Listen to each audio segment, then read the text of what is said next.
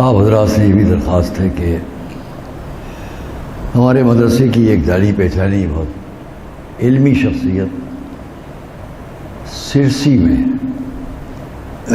گزشتہ روز حجت الاسلام مولانا اقتدار مہدی صاحب یہاں کے فارغین میں، اور وہاں ان کا بڑا مدرسہ بھی، بڑے علمی خدمات، کل ان کا انتقال ہو گیا، تو ان کے لیے ایک سورہ فاتحہ۔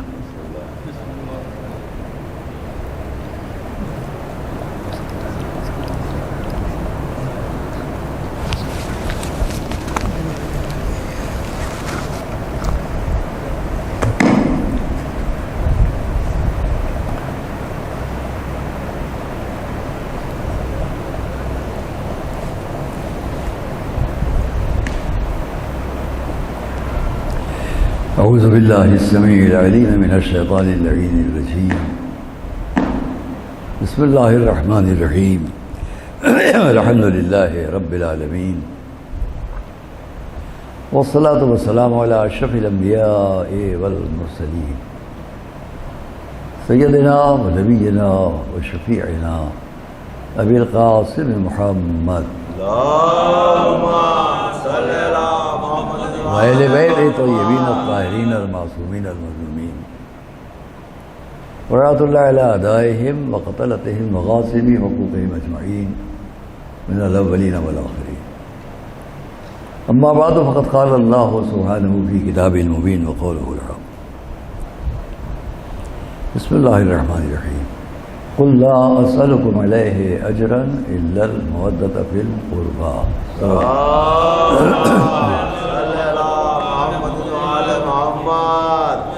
فرید میں آپ یہاں آ جائیے، جگہ ہے آپ کے لیے، مولانا فرید صاحب آ جائیے۔ نعرہ صلوات،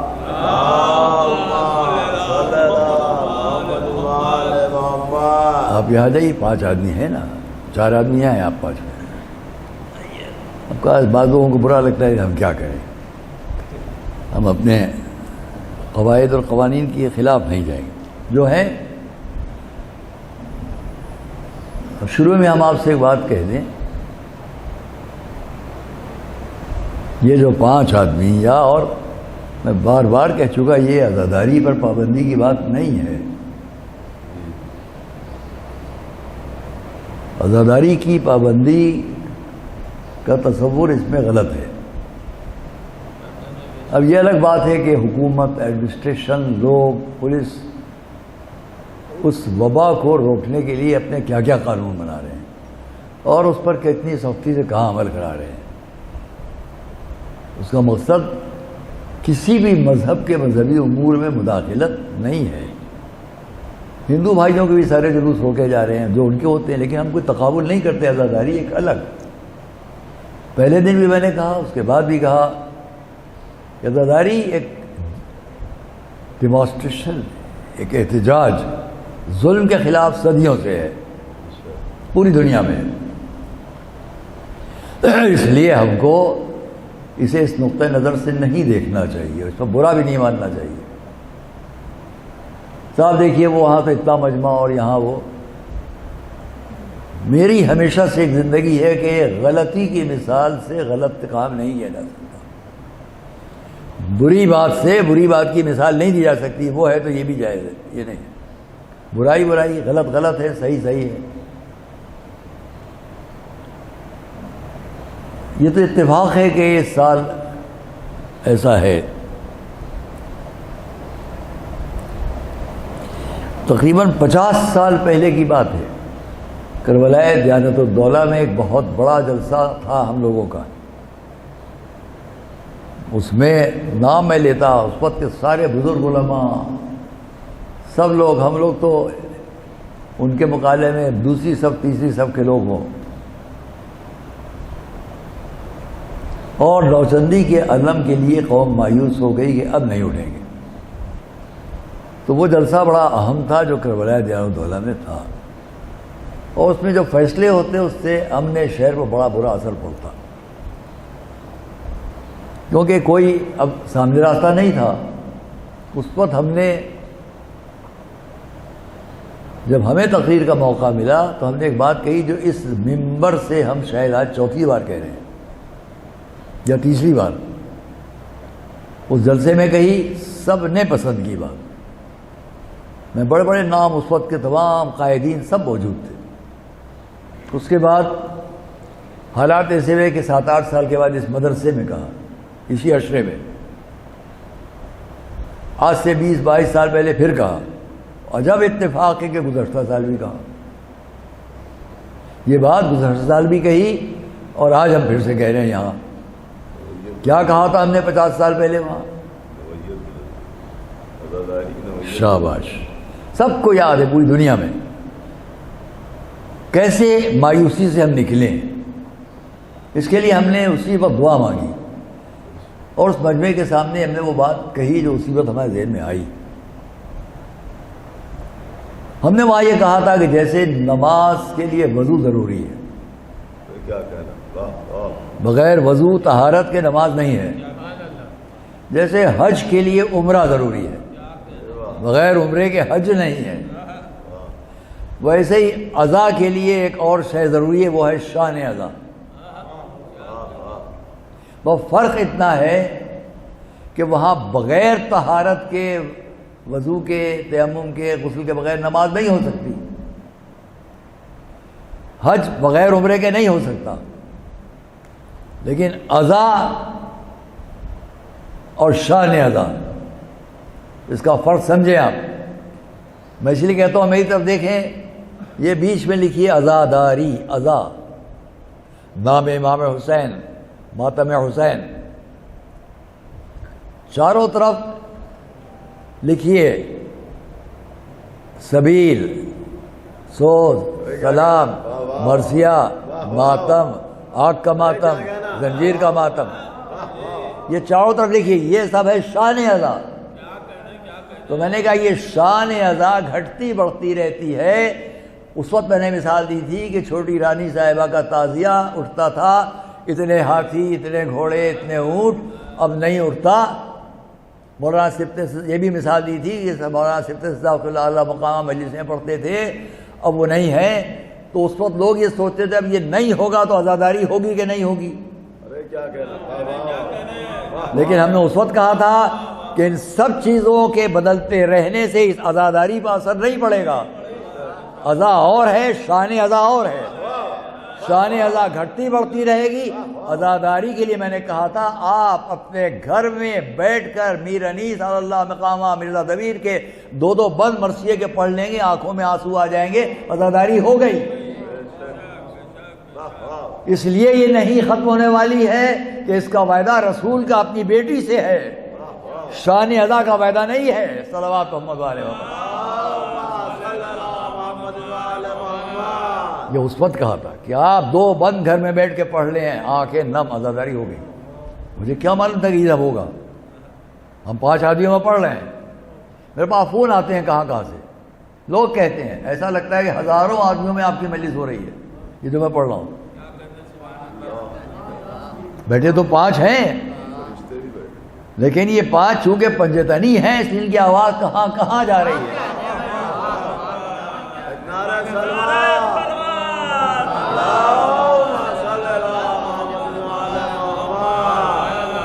ہم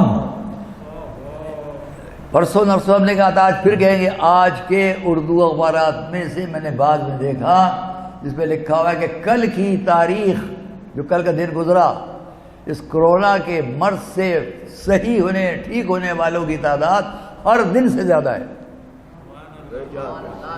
یہی سرخی ہے کہ سب دنوں سے زیادہ کل کی تاریخ میں لوگ ٹھیک ہوئے ہیں، اور سب دنوں سے کم کی تعداد میں کل متاثر ہوئے ہیں پوری دنیا میں۔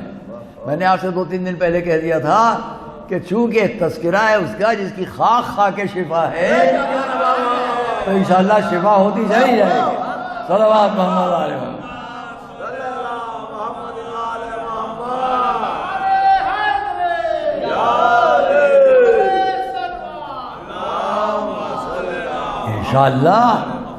انشاءاللہ آگے آئندہ سال اس سے بہتر پیمانے پر سب ہوگا جو ہوتا رہا، اور یہ امتحان ہے ہم سب کا، ساری دنیا میں۔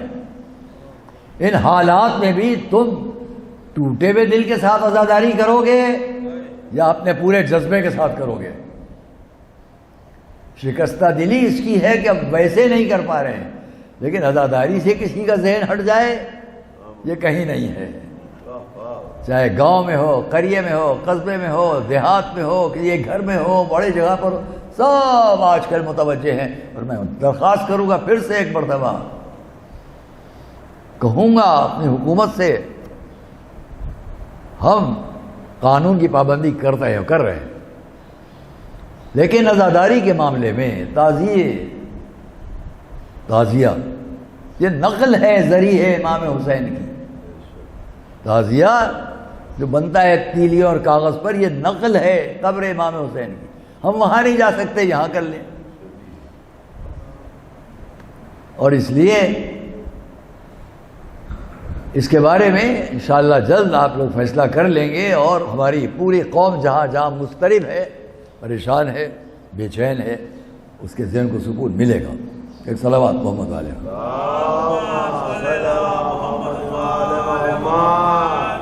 ہم آپ کے سامنے جس سے موضوع پنجتن اہل بیت اور پنجتن کے موضوع 5 تن وجود، یہ ہماری زندگی ہے۔ پہلے دن سے ہم نے آپ سے کہا، اور اس وقت بھی کہہ رہے ہیں اور ہمیشہ کہتے ہیں، کہ اسلام کی عملی زندگی، فکری زندگی، نظریاتی زندگی، عقیدے کی زندگی، مذہب کی زندگی، جن لفظوں میں آپ کہیں، اس سب کو دنیا کے سامنے سمجھنا اور سمجھانا ایک کام ہے۔ سمجھنے اور سمجھانے کے لیے قرآن مجید تفسیر چاہتا ہے، توضیح چاہتا ہے، عملی زندگی مانگتا ہے۔ قرآن یہ تو کہے گا اقیم الصلاۃ، نماز پڑھو، کیسے پڑھو، ارے کیا کہنا، کہاں کتنی دیر رکو، رکوع سے اٹھے بغیر سیدھے سجدے میں چلے جاؤ، ارے کیا کہنا، یا سجدے سے آدھے اٹھو بغیر پوری طرح بیٹھے ہوئے پھر سے سجدے میں چلے جاؤ، یہ سب ہمیں کون سکھائے گا؟ جو سکھانے والے ہیں وہ ہیں وہ جو قرآن لانے والے ہیں، ہمارے حضور۔ تو میں نے رسول کی زندگی پر آپ سے بات کی تھی، آج بھی وہی کہنا ہے۔ قرآن، اسلام، دین سب ہم نے سمجھا رسول سے، اور رسول نے، حضور نے ہم سے اور آپ سے کہا کہ اسے تم ہمارے اہل بیت سے سمجھو۔ اہل بیت کے لیے میں نے کل آپ کے سامنے سے پہلے کہا 5 کون ہیں، نام لیے۔ بڑے بڑے مفسرین اور علماء اسلام نے کیا لکھا کل بتا چکا۔ اب آج آپ کے سامنے پھر یہ کہوں گا کہ ابھی تک میں اس اعتبار سے گفتگو کر رہا ہوں کہ ہمارے حضور پر ہمارا آپ سب کا یہ اعتبار تو ہے کہ وہ رسول ہیں، آخری رسول ہیں، لیکن ان کی پریکٹیکل لائف، عملی زندگی، جس میں جنگ نہیں ہے، خونریزی نہیں ہے، قتل و خون نہیں ہے، ساری دنیا کے لوگوں کا محبت کے ساتھ پیغام، اس کو سمجھنے اور سمجھانے کے لیے ہمیں ان کے اہل بیت چاہیے، کیونکہ ان کی زندگی سے ہم سب سمجھ لیں گے کہ رسول کیا چاہتے تھے، کیا پیش کرتے تھے، کیسا سمجھاتے تھے۔ یہ بات تمام۔ ہم نے اس کے لیے حضور کے خانوادے کی بات کہی، حضرت عبد المطلب، حضرت ابو طالب، حضرت جعفر، حضرت عقیل، حضرت جناب حضرت خدیجہ، حضرت فاطمہ بنت، یہ سب۔ اب آج میں آپ سے یہ چاہتا ہوں کہ ذرا بات کو اور سمیٹ کر میں قریب آؤں. پنجتن کے چاروں طرف کون ہیں جن سے ہم کو یہ اعتبار ہو کہ خود پنجتن کیا سمجھانا چاہتے تھے، اس لیے کہ ماحول کیا تھا، اور اس ماحول میں جہاں ان کی زندگی گزر رہی تھی وہ ماحول کیا تھا. جب حضور کے جد اور اجداد اس زندگی کو پیش کر رہے تھے کہ جو آج تک ہمارے سامنے ہے حضور کی زندگی، پھر سمیٹ رہا ہوں بات کو کہ جب حضور یعنی ہمارے رسالت مآب ان کی زندگی کو سمجھنے کے لیے ان کے بزرگوں کو دیکھو تو سمجھ میں آ جائے گا کہ حضرت عبد المطلب کیسے تھے، حضرت ابو طالب کیسے تھے، حضرت جعفر کیسے تھے، حضرت فاطمہ بنت اسد کیسی تھی، حضرت عقیل کیسے تھے، حضرت حمزہ کیسے تھے. ان سے جب بات سمجھ میں آ جائے گی کہ یہ سب جب ایسے ہیں تو جو اس گھر میں تھے حضور اور جو خود اسلام لے کر آ رہے ہیں، قرآن لے کر آ رہے ہیں، وہ کیسے ہوں گے. ہم نے کل بھی آپ سے کہا کہ انہی کی زندگی پر سے بچپن سے لے کے اعلان نبوت تک کی پوری زندگی ہم کس سے سمجھے ہیں. بچپن سے لے کے حضور کی کمسنی سے لے کے اعلان نبوت تک کی زندگی کو ان چاروں طرف کے لوگوں سے سمجھیں گے. حضرت عبد المطلب سے ہم سمجھیں گے کہ حضور کیا چاہتے تھے. حضرت فاطمہ بنت اسد سے ہم سمجھیں گے کہ حضور بچپنے میں کیسے تھے. جب کمسنی کے سارے واقعات سے لے کے 40 سال 43 سال کے سن تک کی ساری باتیں سمجھنا ہو تو کس سے سمجھیں؟ یا ابو طالب بتائیں گے، یا حضرت عبد المطلب بتائیں گے، یا حضرت حمزہ بتائیں گے، حضرت جعفر بتائیں گے، حضرت عقیل بتائیں گے جو بڑوں میں ہیں. اس وقت کی زندگی کے بارے میں کہ کمسنی سے بالکل آخر حیات تک حضور کی کتنی پاک پاکیزہ زندگی ہے، اسے ہم کس سے سمجھیں گے؟ جو بتانے والے تھے انہوں نے اتنا اچھا بتایا، اس کے بعد بھی ذہنوں پر پردے پڑ گئے. اس کے بعد بھی یعنی کیا کیا لکھا جانے لگا رسول کے بارے میں. اگر وہ نہ لکھتے تو پھر بتائیے کہ حضور کی زندگی کمسنی کی آپ کس سے سمجھتے؟ راہب سے کیا بات ہوئی، ابر نے کیسے سایہ کیا، نقش قدم کیسے ابھرا، زمین پر سے ریت اٹھائی تو کیسے سونا بنی، یہ سب کون سمجھاتا؟ ابو جہل سمجھاتا، ابو لہب سمجھاتے. صلوات محمد محمد.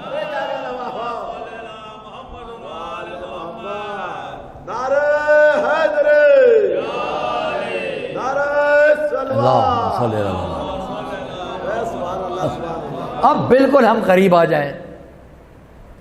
پنجتن پہلی فرد بعد رسول مولا علی، پہلی فرد رسول کے بعد مولا علی. میں مولا علی کی فضیلت میں نہیں پڑھوں گا، ان کی فضیلت نہیں پڑھ رہا ہوں، بلکہ ان کے رشتے سے، ان کے واسطے سے حضور کی فضیلت بیان کر رہا ہوں. ذہن گیا آپ کا کہ نہیں؟ عالم اسلام سے میں یہ کہوں گا تمام مسلمان بھائیوں سے کہ جب میں مولا علی کی بات کروں تو انہی سے سمجھو کہ جب یہ ایسے ہیں تو رسول کیسے ہیں. صلوات پڑھیں آگے.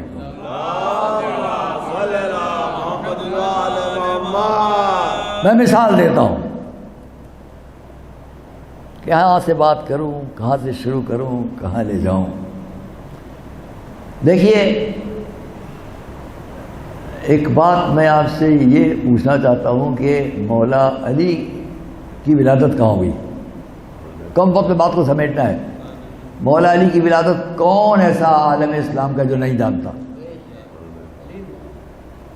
ایک چھوٹی سی مثال سامنے کی دے رہا ہوں، سب کو یاد رہ جائے. جہاں جہاں میرے مسلمان بھائی بھی عالم اسلام میں کوئی بھی اس تقریر کو سن رہا ہو، پہلی بار یہ بات میں کہہ رہا ہوں، لکھی بھی نہیں پائیں گے آپ، سنی بھی نہیں پائیں گے، پہلی بار کہہ رہا ہوں.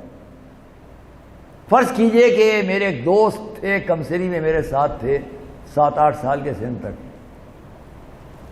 پھر وہ عراق چلے گئے اپنی فیملی کے ساتھ، اپنے بزرگوں کے ساتھ. 50 سال اور 60 سال انہوں نے زندگی عراق میں گزاری، آئے نہیں ہندوستان. 50-60 سال کے بعد وہ ہندوستان آئے، لکھنؤ آئے.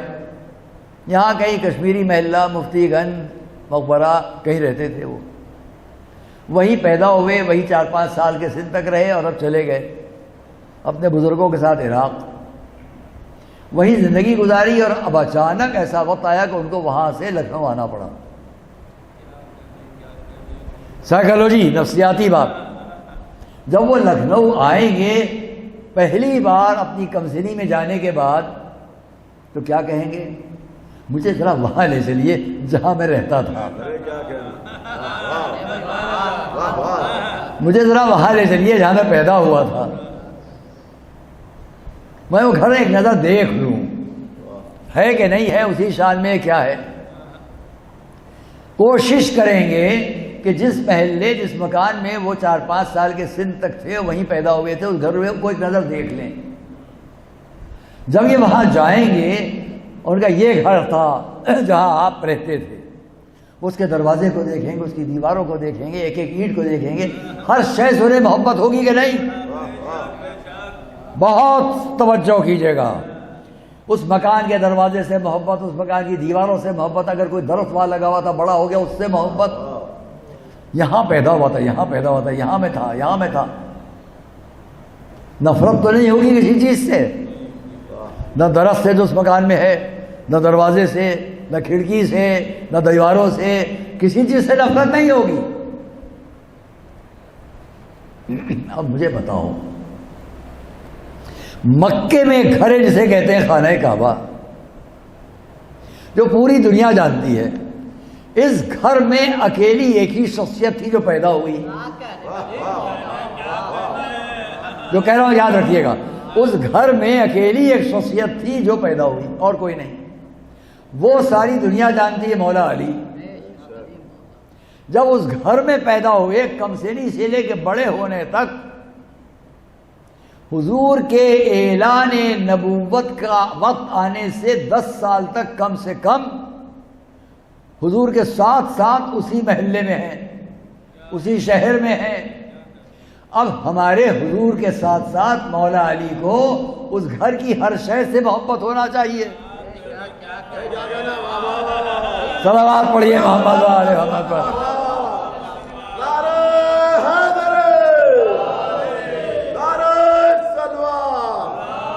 ہر شے سے محبت ہونا چاہیے تھی۔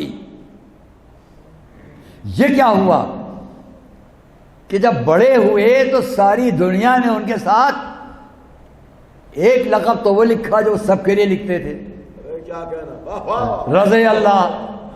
ایک اور لکھا جو کسی کے لیے نہیں تھا، وہ ہے کرم اللہ۔ یہ کرم اللہ کیوں لکھا؟ اس لیے کہ یہ پیشانی کسی غلط جگہ نہیں جھکی۔ 10 سال کعبے کے سامنے سے علی آتے جاتے رہے، کبھی کسی نے نہ دیکھا یہ بھی اچھا ہے، وہ بھی اچھا ہے، وہ بھی اچھا ہے، کسی کو اچھا نہ کہہ کر بتلا دیا۔ اب پہچانو، جب میرا حال یہ ہے تو میرے رسول کا حال کیا ہوگا؟ صلوات محمد و آل محمد پر۔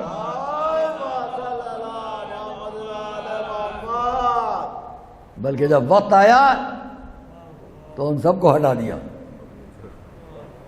جب وقت آیا تو ان سب کو ہٹایا۔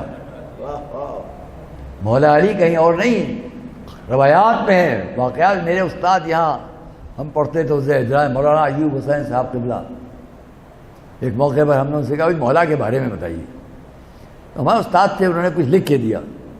بعد میں نے اس کو دیکھا، یہ واقعہ ایک کتاب بہت مشہور ہے الصراط السوی فی احوال المہدی، اس کے اندر یہ موجود ہے، لیکن انہوں نے مجھے لکھا، میں طالب علم تھا ان کا، پڑھتا تھا یہاں اسی مدرسہ نازمیہ میں، اور ان کے ساتھ کے ساتھی لوگ وہ تھے جنہوں نے ہمیں پڑوسی ملک میں جا کر آباد رہے، وہیں سے آیتیں پڑھنے۔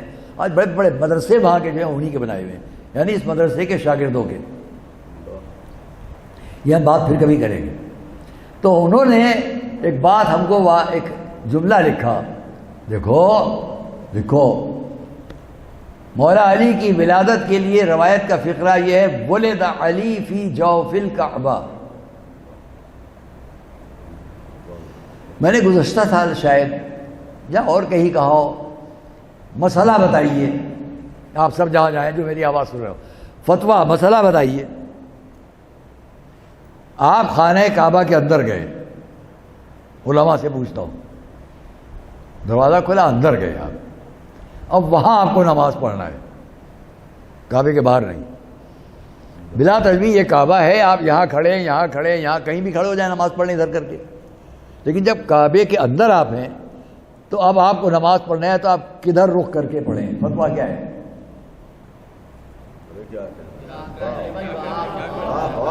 اس کے لیے علماء اسلام نے لکھا جب کعبے کے اندر جاگے چوکور، جب یہاں نماز پڑھنا ہو تو یہاں کھڑو گے، اس دیوار کے قریب کھڑو گے مت پڑھو، یہ دیوار وہاں کھڑو گے مت پڑھو، یہ دیوار وہاں کھڑو گے مت پڑھو، وہاں کھڑے ہو گئے منہ کر کے ادھر نہیں، یہاں کھڑے ہو یہاں سے منہ ادھر ہو، یہاں کھڑے ہو یہاں سے چہرہ ادھر ہو، وہاں کھڑے ہو وہاں سے رخ ادھر ہو. کعبے کے اندر آپ یہ نہیں کر سکتے کہ دیوار کے پاس کھڑے ہو کے نماز پڑھ لو، بلکہ ایسے کھڑے ہو کہ یہاں سے وہ دیوار دکھائی دے، وہاں سے وہ دیوار دکھائی دے، وہاں سے وہ دیوار دکھائی دے. اب آپ سمجھے مصلحت. روایت یہ کہ ولد علی فی جوف الکعبہ، علی وسط کعبہ میں پیدا ہوئے. صلوات محمد علیہ محمد.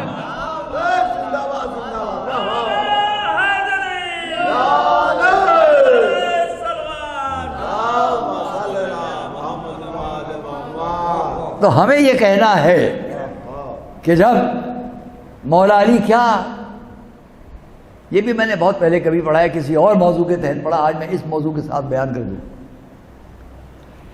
عالم اسلام میں ایک بہت مشہور کتاب ہے، اس کا نام ہے المستطرف، دلیل ثبوت المستطرف. اس کے اندر آپ پڑھیں گے فہرست شجاعان عرب، عرب کے بہادروں کی فہرست. میں نے خیال کیا، میں پڑھتا تھا مسلم عزیز میں، وہ کتاب میرے ہاتھ آئی، الماریاں یہاں سے وہاں تک پیچھے جاتے تھے، چھپ چھپ کے نکالتے تھے کتابیں، اس کے اندر ڈھونڈتے تھے، جو چیز ملتی تھی دوسروں کو بعد میں بتائیں گے، کتاب نہیں بتائیں گے، تاکہ معلوم نہیں یہ ہم نے ڈھونڈا، یہ آپ نے ڈھونڈا، یہ آپ نے. تو ہمیں ملا یہ فہرست شجاعان عرب. جب میں نے فہرست میں دیکھا کہ عرب کے بہادروں کی فہرست، تو مجھے ڈر لگا میں ڈھونڈوں گا، لیکن یہ لوگ بہت کوتاہیاں کرتے ہیں، ایسا نہ ہو کہ اس میں مولا علی کا نام نہ ہو. خیال یہی تھا کہ نام نہیں ہوگا. عرب کے بہادروں کی فہرست اب اندر کھولوں گا جہاں، وہاں ہو سکتا ہے نام نہ ہو. ڈرتے ڈرتے، طالب علمی زمانہ 16 17 18 سال کا سن ہوگا، میں نے کھولا اسے. جب اس صفحے تک پہنچے تو اس فہرست میں سب سے اوپر میرے مولا کا نام لکھا ہوا ہے. بہت تفصیلی یہاں پوری بات ہے، وہ نہیں بیان کرنا ہے، موضوع کے اندر رہتے جو بات کہہ رہا ہوں اس کو بیان کر دوں. نام کس طرح لکھا تھا؟ شروع اس طرح ہوا، امیر المؤمنین، یہاں سے شروع ہو رہا ہے نام مولا علی کا فہرست میں. امیر المؤمنین علی ابن ابی طالب، صلوات محمد علیہ.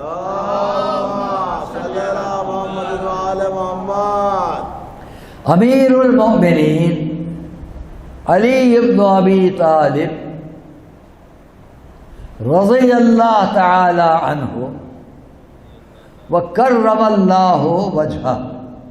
یہ دونوں لقب وہاں لکھے ہوئے ہیں. اس کے بعد اور آگے ہے آیت، آیت من آیات اللہ معجزۃ من معجزات رسول اللہ، صلوات محمد علیہ. صلوات بھیجیے سب محمد علیہ. میں نے کیوں کہا کرم اللہ وجہ؟ عام ہے.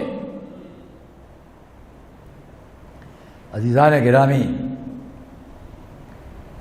مورخین نے لکھا ابرہا کے واقعے کے بعد جب تک کہ سن ہجرت طے نہیں ہوا، عام الفیل کہلاتا تھا وہ دور، ہاتھیوں والا سال کیلنڈر. اس میں 30 عام الفیل، ابرہا کے عذاب نازل ہونے کے 30 سال کے بعد مولا علی کی ولادت ہے، اور 40 اسی سال جب ابرہا پر عذاب آیا میرے حضور کی ولادت ہے. 30 سال کا فرق ہے حضور کی ولادت سے مولا علی کا. 40 سال کے سن پر حضور نے اعلان نبوت کیا. یہ 10 سال، کم سے کم 10 سال رسول بھی مکے میں ہے علی بھی مکے میں ہیں، دونوں ایک ہی گھر میں پرورش پا رہے ہیں، الگ الگ نہیں ہیں، دونوں ایک ہی گھر میں ہیں۔ اب خدا را مجھے بتاؤ، جب علی کی پیشانی نہ جھکے تو کیا رسول کے لیے کیسے ممکن تھا؟ علی سے رسول کو پہچانو، صلوات محمد والے محمد پر۔ اور اس لیے جب رسول کو حکم ملا فَاصْدَعْ بِمَا تُؤْمَرْ، اب آپ پہنچائیے جو باتیں آپ کو پہنچانا ہے، زحمت تمام کیجیے، اپنی زحمت اب آپ اٹھائیے کہ اپنی رسالت میں نبوت کو پہنچائے۔ اور اس کے بعد حکم ملا وَأَنذِرْ عَشِيرَتَكَ الْأَقْرَبِينَ۔ تو مسلمانوں نے یہاں پر بہت سے علماء اسلام نے لکھا کہ ہاں صاحب، جب وہ وقت آیا کہ رسول نے دعوت ذو العشیرہ کی اور لوگوں کو بلایا، دعوت دی، میں اللہ کا پیغام لے کے آیا ہوں، جو اس میں میرا ساتھ دے گا وہ ایسا ہوگا، ایسا ہوگا، ایسا ہوگا۔ 3 دن تک لوگوں کو بلایا، 3 دن تک دعوت دی، کھانا کیا سب کے لیے۔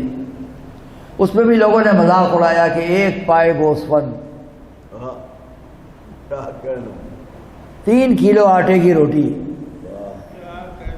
اور یہ دسترخوان جس پر 40 آدمی، 40 آدمی اور خالی اتنا سا کھانا۔ تو لوگوں نے مذاق بھی اڑانا شروع کیا، لیکن وہ یہ نہیں جانتے تھے کہ اس کا اہتمام کس کے حوالے ہوا۔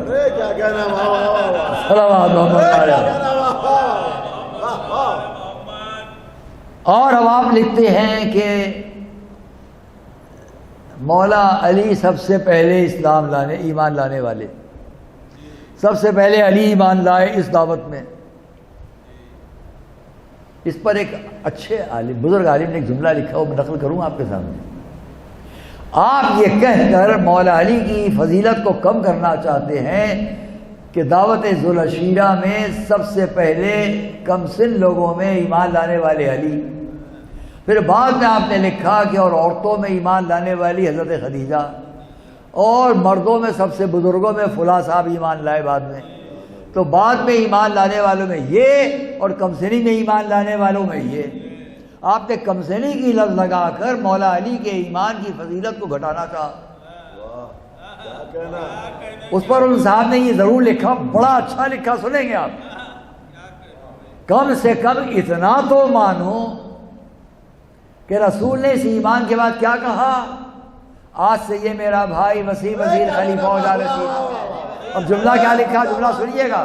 رسول نے فرمایا، جب کسی نے ساتھ نہ دینے کی بات کی، مولا علی نے اٹھ کر کہا آج سے میں آپ کا ساتھ، پہلے دن، دوسرے دن، تیسرے دن، تو آخر میں رسول نے فرمایا آج سے میرا بھائی وسیع وزیر خلیفہ جانشین۔ تو اس پر علماء نے لکھا، آپ یہ کہہ کر مولا علی کے ایمان کی اس عظمت فضیلت کو کم کرنا چاہتے ہو کہ سب سے پہلے کم سن لوگوں میں ایمان لانے والے علی۔ کم سے کم اتنا تو مان لو کہ علی کی کم سنی کا ایمان رسول کو اتنا اہم تھا۔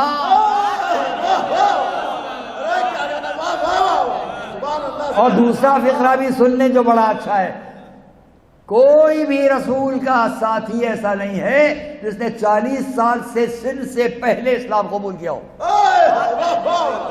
تو لکھنے والے نے اچھا لکھا کہ کم سے کم یہی مانو کہ جو علی نے 10 سال کے سن پر فیصلہ کیا، وہ دوسروں کو 40 سال کے سن پر۔ صلوات محمد وآل محمد پر۔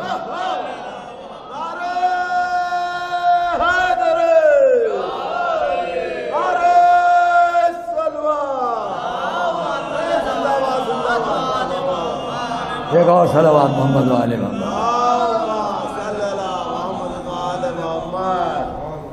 ہاں دوستو عزیزو، میں آج بہت وقت نہیں لوں گا آپ کا، میں اتنا کہوں گا کہ یہ ہے ذات مولا علی جن کے ذریعے پہچانے ہم۔ اور پھر یہ ایمان پہلے لائے کہ ایمان بعد میں لائے، جس کی کمسنی سے آپ 10 سال سے مان رہے ہیں کہ کبھی کسی جگہ غلط جگہ سر نہیں جھکا۔ کرم اللہ وجہ تو آپ لکھ رہے ہیں، اور پھر بھی کہ اب ایمان لائے۔ میں یہ کہا کرتا ہوں کہ جو علی کے ایمان پر ایمان نہ رکھے وہ کہاں سے ایمان اس کا ہو؟ کب ایمان لائے؟ اور پھر دلیل دیتا ہوں، میں کئی بار کہا، اس کو یہاں بھی دہرا دوں۔ رسول نے کیا حکم دیا؟ یا علی ان 40 لوگوں کو بلا لو۔ اس میں حضرت ابو طالب بھی ہیں۔ 2 مذاق یہاں اڑائے گئے، ان 40 کے مجمع میں اتنا سا کھانا، اتنے لوگ. دوسرا حضرت ابو طالب سے، لو آج سے تم کو تمہارے بیٹے کی اطاعت کا حکم. کہیں یہ دکھا دیجئے کہ حضرت ابو طالب نے پلٹ کے جواب دیا ہو. ان کی مسکرا کر خاموشی بتا رہی ہے کہ تم ٹھیک کہہ رہے ہو. ارے کیا کہنا، واہ واہ واہ. اس کے علاوہ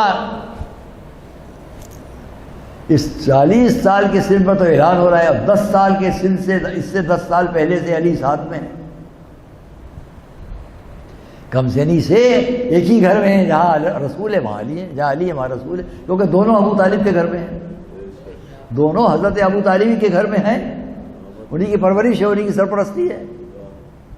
اب جب رسول نے فرمایا اے علی جاؤ 40 آدمیوں کی فہرست ہے، ان کو بلوا لو اور ان کے لیے کھانے کا انتظام کر لو، کیا کھانے کا انتظام کیا جائے یہ انتظام کر لو.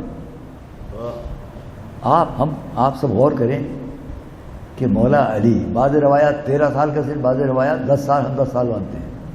مولا علی نے ایک پائے گوسفند، ایک ران بس، اور 3.25 سیر کلو آٹے کی روٹی. کہیں مجھے یہ دکھائے کوئی شخص کہ جب رسول نے علی سے یہ فرمایا ان 40 کو بلاؤ، یہ کھانے کا انتظام کرو، کہیں دکھا دے کوئی کہ مولا علی نے پلٹ کے پوچھا ہو یا رسول اللہ بلا رہے ہیں 40 لوگوں کو، ایسے ایسے عرب کے کھانے والے لوگ، اور آپ منگوا رہے ہیں کھانا اتنا سا. کہیں سوال نہیں ملے گا. اس کا مطلب یہیں سے پہچان لو کہ اعلان تو بعد میں ہوگا علی رسول پر کتنا اسلام و ایمان رکھتے ہیں. صلوات محمد وآل محمد پر.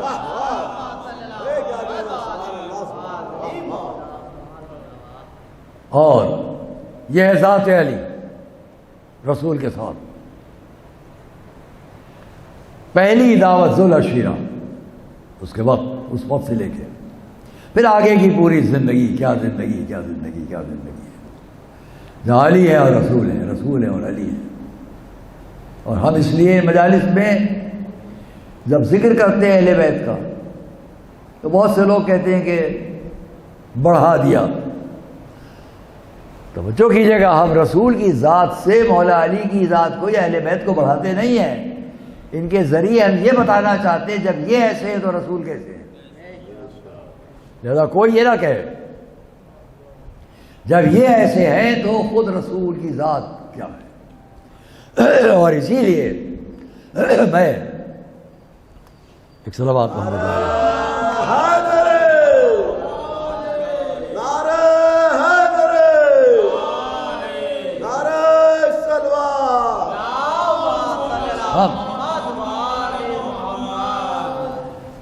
تمام مواقع پر یہ ذہن لوگوں کا ہوگا، کیونکہ یہاں بڑھانے گھٹانے کی بات نہیں، سمجھنے سمجھانے کی بات ہے. جب حضور نے خود فرما دیا کہ میں ان سے ہوں، یہ مجھ سے ہیں، تب گھٹانے بڑھانے کی بات ہی ختم ہے. ہمیں رسول کو ان سے پہچانوانا اور ان سے رسول کو پہچاننا. اور دعوت ذوالعشیرہ سے پہلے کون سا ایسا موقع ہے کہ جہاں پر رسول کی ذات سے نہ پہچانے جائے؟ خمار بارہ بگی کا ایک شعر ہمیں یاد آتا ہے، اور وہ جس کو انہوں نے اس بات کو کہ علی کیا ہیں، محمد شناسی، ماشاء اللہ، محمد شناسی نہیں کھیل یارو، محمد کو یوں تو سبھی جانتے ہیں.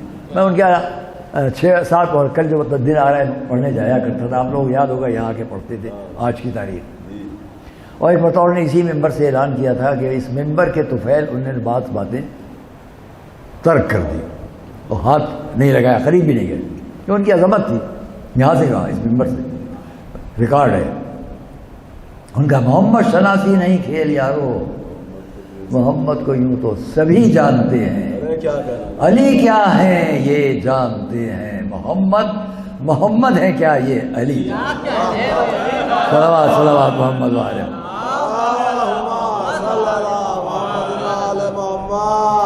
بات ہے علی کی. آج کی تاریخ ایک اور علی کا ذکر کروں گا، ہمیشہ کرتا ہوں. علی آج کی تاریخ ایک اور جن کے لیے یہ لکھا گیا، ان کی مادر گرامی کا نام تھا لیلا، جس کو غلطی سے لوگ ام لیلا پڑھتے ہوئے لکھتے ہیں، ام لیلا نہیں، لیلا۔ حضرت لیلا کے دادا بہت بڑے عالم تھے، سادات میں ان کا بڑا احترام تھا، اور حضرت علی اکبر کے نانا پر نانا حضرت لیلا کے دادا، ان کے بارے میں یہ ہے کہ وہ بہت ہی حسین اور جمیل، اور اپنے وقت میں لوگ کہتے تھے کہ حضرت عیسیٰ کی سب سے زیادہ شبیہ اگر کوئی ہے اپنے وقت میں تو حضرت لیلا کے دادا، یعنی حضرت علی اکبر کے پرنانا، مکمل شبیہ تھے حضرت عیسیٰ کی، اور خود حضرت علی اکبر تاریخ کہتی ہے کہ مکمل شبیہ تھے خود رسالت مآب کی۔ اب آپ خیال کریں، جو ایسا بیٹا ہو اس کی ماں کے لیے کتنا فخر، میرا بیٹا، میرا علی اکبر کتنا حسین، کتنا جمیل، اور خالی یہ نہیں کہ صورت، شکل، وجاہت، حسن، خوبصورتی، قد و قامت، یہ نہیں صرف، بلکہ تاریخوں میں خلق اور اخلاق، بات کرنے کا انداز بھی رسول جیسا تھا، مکمل جیسے رسول آگے سامنے۔ اور اسی لیے میں آپ کو قبل اس کے کہ مسائل آگے پڑھوں فقرہ یاد دلا دوں ہمارے آپ کے مولا امام حسین کا۔ جب کربلا میں حضرت علی اکبر آئے، بابا میدان میں جانے کی اجازت دیتا ہوں، اس وقت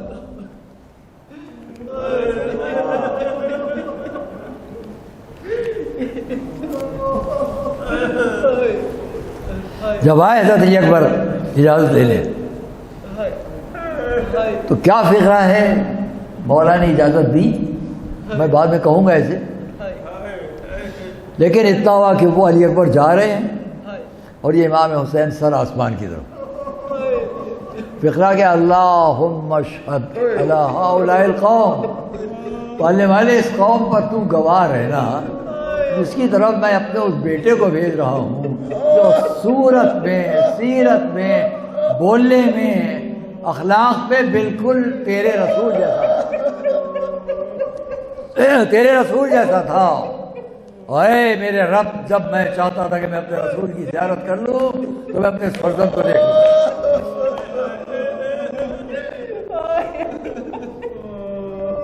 کوئی کمی نہ رہ جائے آج، اس لیے میں نے بہت پہلے بات شروع کر دی ہے۔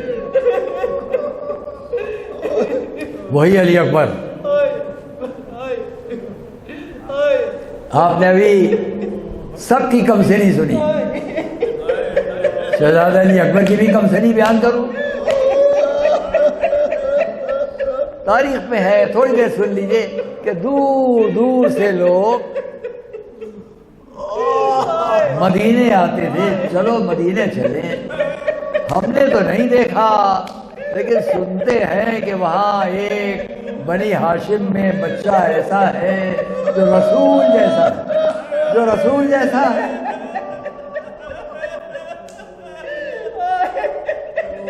اسی میں ایک واقعہ، بس ایک صحرائی عرب آیا، مدینے آیا، تھوڑا سنے، مدینے آیا اور اس نے آ کر امام حسین کی خدمت میں پہنچا، لوگ بیٹھے ہیں ملنے والے، وہ ادب سے سامنے کھڑا ہے، امام نے نظر اٹھائی، اے بھائی تم کیا چاہتے ہو؟ کہا آقا بہت دور سے آیا ہوں۔ کیوں آئے ہو؟ کہا آپ کے فرزند کے حسن و جمال کے تذکرے سنے ہیں، چاہتا ہوں ان کو میں دیکھ لوں۔ یہاں مورخین نے لکھا کہ جب ایسا وقت آتا تھا تو گھر کے اندر حضرت لیلا علی اکبر کو سجاتی تھی، سجاتی تھی، لباس آراستہ کرتی تھی۔ میرے بیٹے کو باہر بلایا گیا، باہر سے لوگ اسے دیکھنے آئے۔ آپ سمجھ سکتے ہیں کہ ماں کا دل کیا چاہے گا، یوں ہی تھوڑی بھیج دے گی۔ اس وقت بھی ایسے ہی ہوا، اندر آواز گئی، پیغام پہنچا علی اکبر کو دیکھنے کو آیا۔ ماں نے سجایا، راستہ کیا، بھیجا۔ کم سے علی اکبر باہر آئے، امام کے پاس آ گئے، اپنے بابا کے پاس آ گئے۔ ایک کم سن بچہ اپنے بابا کے پاس، اس صحرائی عرب سر جھکائے ادب سے کھڑا ہے۔ امام نے فرمایا لے بھائی اپنی تمنا پوری کر لے، تو آیا تھا لے دیکھ لے۔ اس نے ادب سے سر جھکائے کھڑا تھا، سر اٹھایا، نظریں بلند کی۔ تاریخ میں جیسے ہی حضرت علی اکبر پر نظر پڑی، اس کا لرزہ کانپا، غش کھا کے گر پڑا، غش کھا کے گر پڑا۔ جب ہوش پہ آیا دوڑ کر امام کے قدموں سے لپٹ گیا۔ آقا دعا کر دیجئے کہ اللہ مجھ کو بھی ایک ایسا فرزند دے دے۔ میرے آقا دعا کر دیجئے اللہ مجھ کو بھی ایک ایسا بیٹا دے۔ امام نے کیا فرمایا؟ بھائی دعا تو کر دوں لیکن پہلے ایک میری بھی بات ہے، سنے گا؟ کہا مولا بتلائیں۔ فرمایا اے بھائی اگر اللہ تجھ کو ایک ایسا بیٹا دے اور اس کے پیروں میں کانٹا چبھ جائے تو برداشت کرے گا؟ کہا آقا اس کے پیر میں نہ چبھے، میری آنکھ پہ چبھ جائے برداشت کروں گا۔ کہا پھر بھائی تمنا ایسے بچے کی نہ کر، میرا یہ بیٹا تیروں سے تلواروں سے شہید ہونے کے لیے ہے۔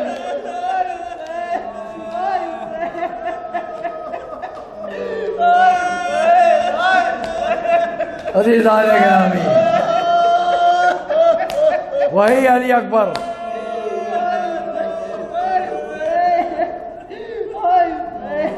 میدان کربلا ایک ایک کا لاشا لایا گیا۔ یہ صحابی، یہ حبیب، یہ مسلم۔ اب علی اکبر آئے، بابا فرمایا بیٹا جا رہے ہو، پہلے اس ماں سے رخصت ہو لو اور اس پھوپھی سے رخصت ہو لو جن کا تم پر بڑا حق ہے۔ خیمے تک آئے، ایک ایک بیوی سے میں وقت نہیں ہے، اتنی صلاحیت استعداد اس وقت نہیں ہے، کیفیت نہیں ہے۔ ہاں اتنا دیکھا میں نے کہ جب خیمے سے باہر آ کر گھوڑے پر بیٹھ گئے تو خیموں کے بیچ میں خیام اہل حرم، ان کے بیچ میں یہ خیمے، بیویاں ایک طرح خیمے سے باہر بھی ہے، خیموں کے اندر بھی ہے۔ علی اکبر گھوڑے پر بیٹھے، چاروں طرف خیمے سے نکلی بیویاں ایک طرح خیموں کے اندر بھی ہیں۔ لیکن راوی نے لکھا کہ ہر شخصیت کی نظر در خیمہ پر ہے، جیسے کسی کا انتظار ہے کوئی آ جائے تو علی اکبر جائے۔ زینب کھڑی ہے، سکینہ کھڑی ہے، سب کے سب شہزادیاں، اور علی اکبر، میں اسی میں بات ختم کر دوں گا۔ علی اکبر بار بار پلٹ کر در خیمہ کو دیکھ رہے ہیں۔ اتنے میں خیمے کے در کا پردہ ہٹا، ایک بیوی نے خیمے کے پردے کے پاس اپنے جوان کو دیکھا، بیٹے نے ماں کو دیکھا، ماں نے بیٹے کو دیکھا۔ علی اکبر نے آواز دی اماں خدا حافظ۔ لیلا نے وہیں سے جواب دیا جاؤ بیٹا جاؤ، خدا حافظ، تمہاری ماں تمہاری شکر گزار کہ تم نے اپنی ماں کو روز قیامت سیدہ کے سامنے سرخرو کر دیا۔ علی اکبر کا گھوڑا پڑا، لیلا زمین پر بیٹھ گئی، خیمے کا فرش ہٹایا، ریت اٹھائی، سر کے بالوں میں ڈالنا شروع کی۔ اے وہ جس نے یعقوب کو یوسف کی طرف پلٹایا، جس نے اسرائیل کو ہاجرہ کی طرف پلٹایا، رد علیہ ولدی، ایک دفعہ میرے بیٹے کو واپس کر دے۔ ہاں علی اکبر ایک دفعہ آئے، پھر گئے، اب جو گئے تو نہیں آئے، پھر آواز آئی بابا آخری سلام، حسین مقتل کی طرف گئے، جوان ایڑیاں رگڑ رہا ہے، سر کو زانو پر رکھا، ابلتے ہوئے خون کو امامے میں پوچھا، آواز آئی صبر لک یا حسین، اے حسین تم کو اللہ صبر عطا کرے، تمہیں اللہ صبر عطا کرے۔ سيعلم الذين ظلموا أي منقلب ينقلبون